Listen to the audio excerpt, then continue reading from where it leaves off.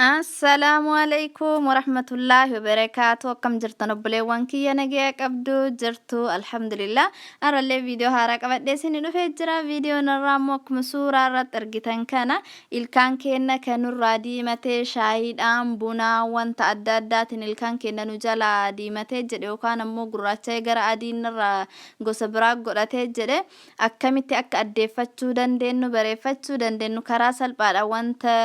xiqqaa ilkaan kennallee nurraa hin miinen akka ilkaan kenna bareechifannu sin agarsiisa inshallah. Haga gama viidiyoon deemne garuu chaanaala obboleettii teennaa kana ka Oromoo koo jedhu kana maqaan isaatu Oromoo koo jedha. Oromoo kiyya kottaa jettee siyaamaa jirti. Chaanaala Oromoo koo jedhu kana seenaatii yoo jaallattan share godhaa, like, subscribe godhaa fi obboleettii teennaa jajjabeessaa sinin jedha inshallah. Waa hedduu babbareessifti keessattuu nyaata biyya keenyaaf babbareedaa haala salphaadhaan karaa bareedaadhaan hojjetti. Seenaatii ilaalaa fi subscribe godhaa jajjabeessaanii sinin jedha inshallah. Gama viidiyoo kiyyaa yoo deebi'e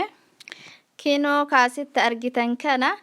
maal jechuun keessanillee hin oolu obsaan na dhageeffadhaa nafaana turaa takka takkaan isinii ibsaa haga dhumaa nafaana turaa isiniin jedha bakka kamittiyyuu wanta argamu kinoo akkuma sitti argitan kana 100% naturaliidha jedha percentii dhibbaan dhibbatti naturaliidha charcoal teeth whitening jedha kasala cilee kasalaati kan ilkaan naddeessu akkuma sirratti argitan kana kunoo removing stay of smoking jedha aara adda addaatiin kaafii jedha kun akkuma argitan kana buna shaayii dhugaatii garagaraa wanta ilkaan keenya diimesse marayyuu whitening teeth by daily use jedha guyyarraa katti fayyadamanii ka ilkaan addeessu jedha kun asirratti akkuma argitan kana ani kana kasala kun waan biraatii miti kasaluma nu biyya keenyatti fayyadamnu waan addaati miti jechuudha garuu biyya ambaa kana keessatti kasallee akka biyya keenyaa waan hin argamnee fi bakkuma argametti waanuma argameerraa bitanna warri biyya addaa jirtan biyya keenya keessa hin jirre jechuudha Oromiyaa keessa hin jirre biyya adda addaa keessa jirtanii yoo bitattuu barbaadan online irra yoo katabdanii charcoal for teething jettanii bakka hunda jira akkasumas toora garagaraallee faarmaasii garagaraallee yoo deemtanii gaafattan in argattan jechuudha kana fakkaata kinoo keessi isaa cilee biyya keenyaa kasala sanii cilee kadaakamee bullaa'ee ilkaaniif qophaa'ee itti fayyadamee hedduu tokko ilkaan kiyyanaa bareechee jennaan nallee isin agarsiisa inshallah kana fakkaata haaluma kanaanii rigaa ilkaanii katti fayyadamtan keessa keettanii ilkaan keessan burushii godhatan jechuudha guyyaarraallee itti fayyadamuu dandeettanii torbaan keessatti illee yeroo 2-3-4 illee itti fayyadamuu dandeettan akka fedhii keessaniiti. Wanti kun hedduu tokko ilkaan bareecha warri namni kana argachuu hin dandeenye ammoo bakka isin jirtanitti hin argamne yookaan ammoo online irraa bitachuudhaaf carraa hin qabne akka carraa ta'e yoo kasala biyya keenya argattan kasala jechuun kasaluma amma kinoo kasala jedhamee mukuma gurraacha kasala isiniyyuun beeytanii kun akkuma suuraa irratti argitan kana mukuma gurraacha gama argamee fidame osoo hin ta'ini kasala originaalaa ka biyya keenyaa mukuma dhaabbatu biyyatti wanta tokko ittiin godhamu kuma gogaa dhaabbatu kana gubanii gara kasalaa deebisanii yeroo inni boba'ee jedhe irraa dhaamsanii akkasi kasala ta'e ka fidanii ka biyyaa keenya sun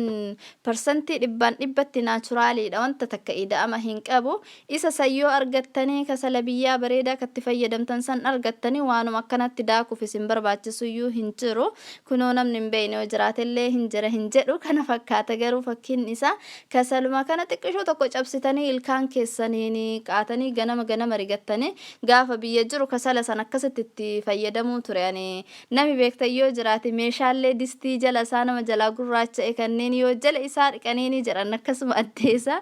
akkasuma yeroo gariillee xiqqishuma isaa ibidduma keessaa fuuneeti qoraan kanafaa ka boba'ee dhaamee jedhe ibidda jalaa dhaamsineeti ilkaaniin rigatu turre hedduu tokko addeessa amma immoo isa kana waan argachuu hin dandeenyeef isuma kana ta'ee karaa adda addaatiin karaa biraatiin kunoo akkanatti qophaa'eeti karaa daakuu kanaan nuuf dhiyaatee jira yoo argattanii oriijinaala biyya keenyaa san argattanii jettan itti fayyadamaa hedduu tokko bareedaadha yoo dhabdan ammoo carraa stoora yookaan faarmaasii garagaraa deemtanii bitachuu yoo argattan bitadhaa isiniin jedha akkasuma namni online irraallee bitachuu carraa qabuu ka dandeettan yoo isinitti tole bitadhaa hedduu tokko bareedaadha waan ofii kiyyaa rigadheeni ilkaan kiyya faayidaa isaarraa argeef inshallah kana fakkaata waanuma tokko miidhaa ilkaanirra hin geessu daakuudha waa keemikaala hedduu of keessaa hin qabu